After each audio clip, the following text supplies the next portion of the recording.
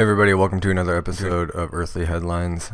Today we're going to talk about cystic fibrosis, which is the most common genetic disease found in Caucasians today.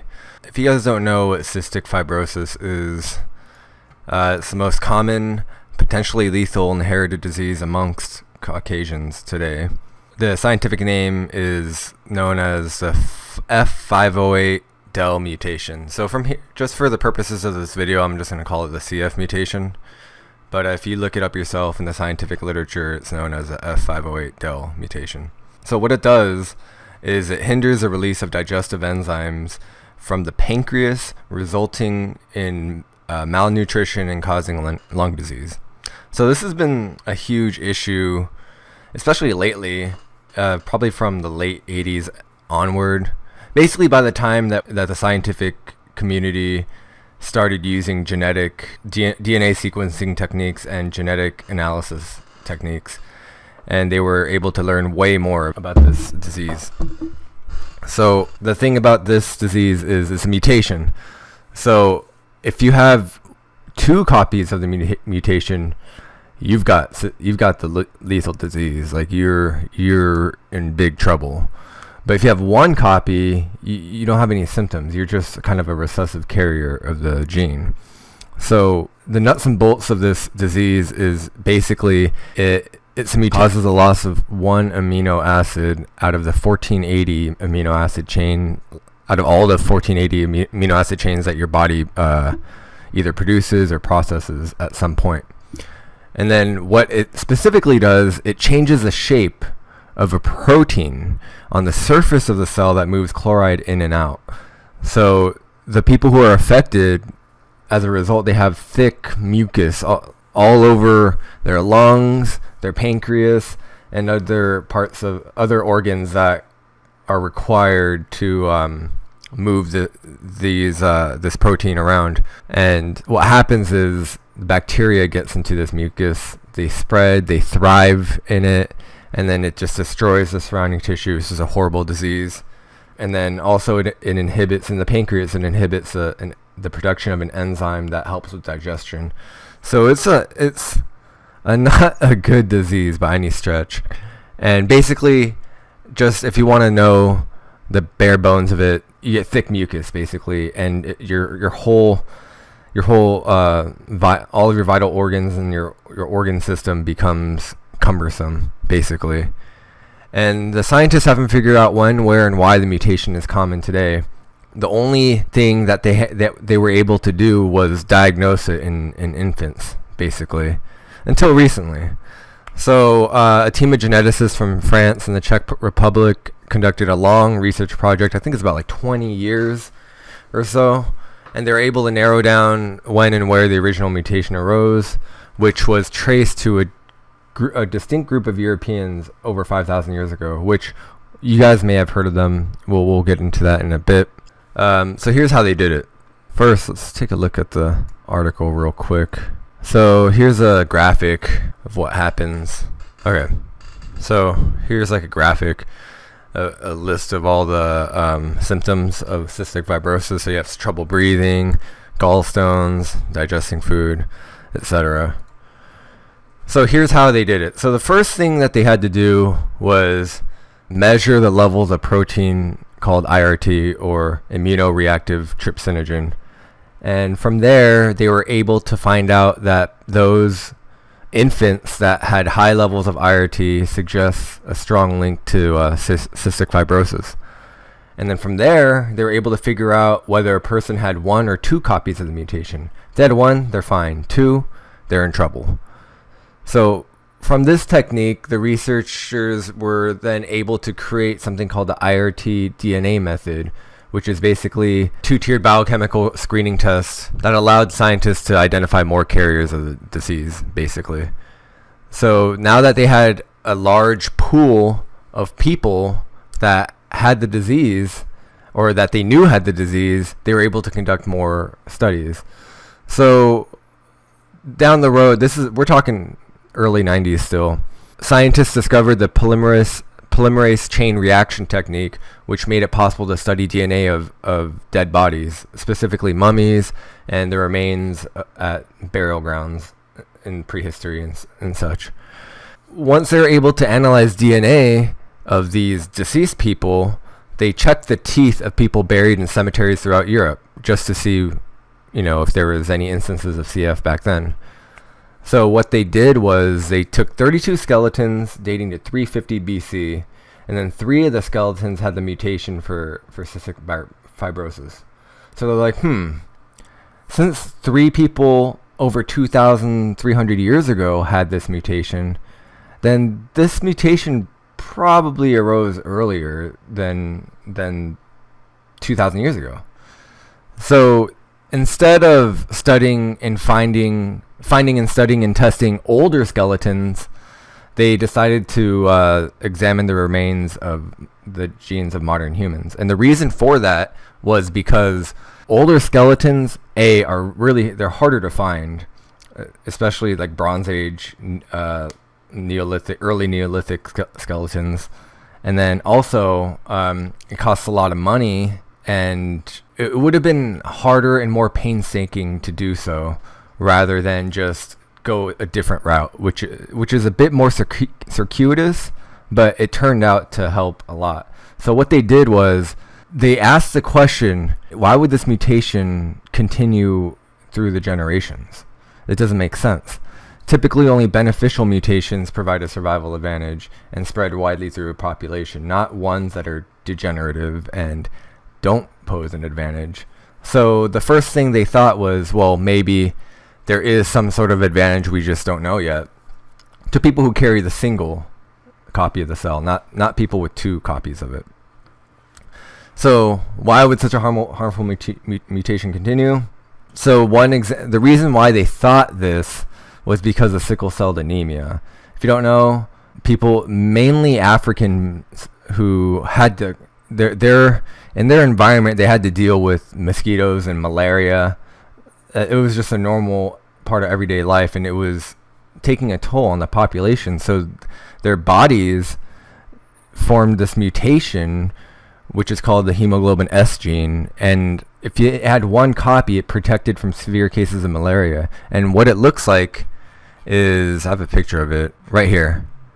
So this circle, this disc-like red blood cell, and this normal hemoglobin, they're pretty rounded, but the abnormal hemoglobin, they're more sickle-like.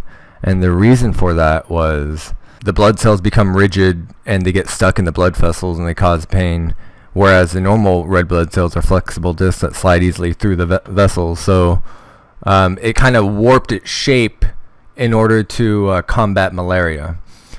And they think the same thing is going on with cystic fibrosis. The idea is that there's a clear advantage to carrying 1 copy of the mutant gene, but as nature would have it, if you carry 2, you're dead, basically. Funny how nature works, right? So this may explain why the CF mutation was common amongst Caucasian Europeans. There must have been some sort of benefit to it for it to continue on and survive. So they took clues from modern DNA. So here's how they did that. They collected DNA samples from 190 different patients and their parents. So these people came from Ireland, Greece, and German-derived populations in the United States. And then they took these genetic sequences and they identified genetic markers within the part of the gene that had the cystic fibrosis mutation. And from there, they were able to identify when the mutations emerged in the studied group, in the populations. And then from there, they estimated the age of the most recent common ancestor. And then from there, they used computer analysis and estimated the age of the mutation in each of the studied countries. And what they determined was the age of the oldest common ancestor, which was between 4,600 to 4,725 years. Again, this date is just from the sample that was studied. This isn't a complete, although it's a huge research project, there's still a lot of people who weren't studied. So it could be older than this. This is just a ballpark range. Even though there's computer analysis and all kinds of advanced genetic analytic techniques, you still should take this with a grain of salt. And then they found that they pinpointed it in Southwest Europe, so around Spain, France, and Portugal. Around there is where it probably started. From here, the scientists started using the archaeological record to start piecing together a theory, a passable theory. Here's what they think.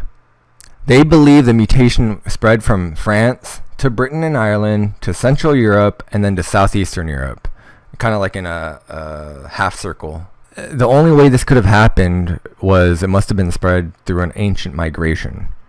So using the archaeological record, they suspected that the Bell Beaker culture were the ones responsible for the early spread of the CF mutation, because they're the only group that they fit the bill. Basically, they came from southwestern Europe. They were known for migrations, and they lived during this time period, and they migrated through the correct areas of this theory. So they seem to fit the bill. So let's see. They appeared somewhere between the late Neolithic, which is about 4,000 BC, to the early Bronze, which is about 3,000 BC in Western Europe. They're known for mobility. They migrated all over Western Europe, and over 1,000 years they spread their culture from west to east into regions corresponding to areas where the highest incidence of CF is found, which is Greece, I think, around that area. Their travels also were motivated by establishing marriage networks, and so they had an incentive not just to spread their culture, but they were trying to marry into different rich and powerful families. So they had an incentive to breed and spread their genes. And also, here's the kicker: the genomic data suggests that both migrational and cultural transmission played a major role in profound demographic transformation in Britain and other parts of Europe after 2400 BC. So they were largely, after 2400 BC, they were largely successful in maybe not supplanting the existing culture, but they had a huge impact in the populations and the culture at the time of Europe. And this is 4,000 plus years ago. Let me pull up a map really quick right here. So here's the distribution of the Bell Beaker sites through Europe. So they start here in the Iberian Peninsula, and a little bit like right where the Pillars of Heracles are, the Strait of Gibraltar, and they sort of go up to Britain, and then in Britain there's a huge group, and then they go toward Eastern Europe, and then they end up near Italy, and then some parts of Greece, and even Sicily down here. The Bell Beaker culture, they're known for their pottery. Yeah, right here. This is what it looks like, the distinctive Bell Beaker pottery vessels. That's why they're called the Bell Beaker culture, because this is where they left, pretty much wherever they went, they left all these different types of pottery. And that's where they get their name. And not much else is known about them, except that they had metalwork and copper, gold, archery, and different types of ornamentation. And then they had the same cultural and religious ideas. They were a mysterious people, but their impact is undeniable. So let's talk about the implications. This discovery provides new insights about the high prevalence of carriers and whether the mutation confers an evolutionary advantage or not. So since Bronze Age Europeans were spared from endemic infectious diseases, it can be ruled out that the CF mutation provided protection from an infectious disease. So they don't think, although the scientists were able to pinpoint, not exactly, but a pretty reliable ballpark of where CF mutation came from and when it came from, but they still don't know why it would stick around. And they ruled out the sickle cell example where it was supposed to protect against an endemic infectious disease. So it's not an infectious disease. It's probably got to be something else. And the reason why they think this is because the Bronze Age Europeans, remember, we're not talking about the Black Plague. The plague is much later. We're talking about 2,400 BC, around there. So Bronze Age Europeans, there's no archaeological case. It's not in the record that there was a mass die-off such as in Africa, where there's a lot of people died from malaria and still die from malaria. So they ruled that out for now, but it seems pretty reasonable that they ruled it out, because they know that this cystic fibrosis mutation is prehistoric. The jury is still out on why the CF gene was passed through generations of Caucasians, but of course more information about the Bronze Age people, clues about the environmental factors that favored these gene carriers may answer questions in the future as to why the mutation exists. The study's still ongoing. Personally, I think there's got to be a reason why it's there. It can't just be. It's not just Darwin's law or Darwin's theory of survival of the fittest has held up in a lot of instances. This gene would not stick around if it didn't serve some sort of purpose. Now, if we go back and look at the symptoms, thick mucus in the lungs and pancreas specifically. Well, what do those two organs do? What do they have in common? They're kind of like filters almost, right?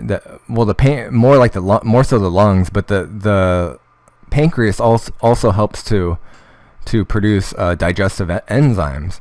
So maybe it has to do with some sort of digestion or some sort of filtering process that is maybe it helps avoid something.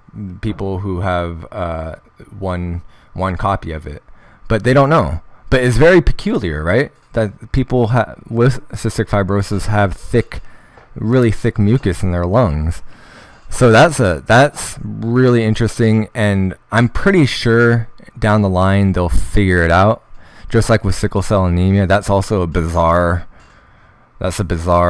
mutation as well, and they were able to figure it out. So what do you guys think? Why is cystic fibrosis around?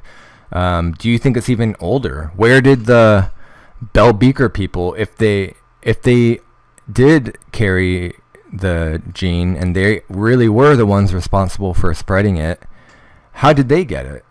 And where did the Bell-Beaker people come from exactly?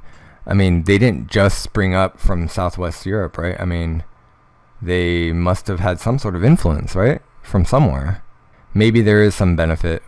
Let me know what you think in the comments, and I'll provide all the links in the description below, and I'll see you guys later.